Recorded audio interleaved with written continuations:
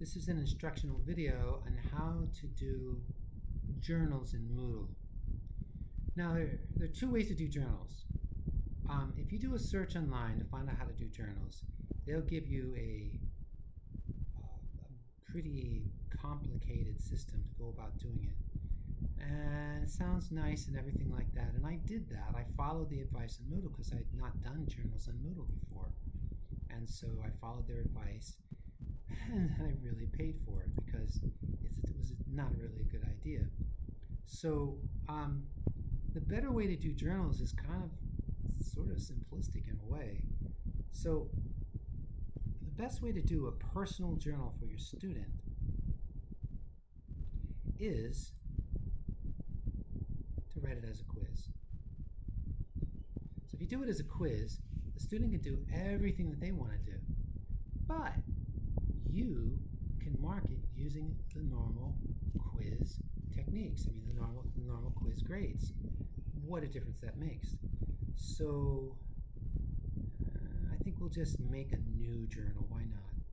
So let's do that. Let's turn our editing on. Just pop a new journal here, and as soon as this video is over, we'll just delete it. Down to the bottom, we'll add an activity or resource, and not a journal, which there is no such thing. The way they do journals, if you go online, they'll say, oh, do a journal using a forum, and then you just do individual groups. It's like, I did that, and the grading for it is just it's a mess. All right, so I'm just doing a quiz. So personal journal, and then just say, here's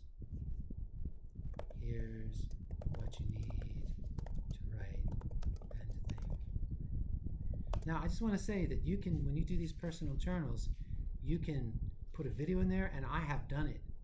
You can have a graphic there, and I've done that too.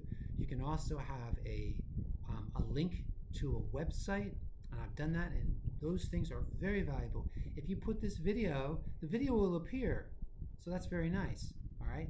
Now, as far as the journals go,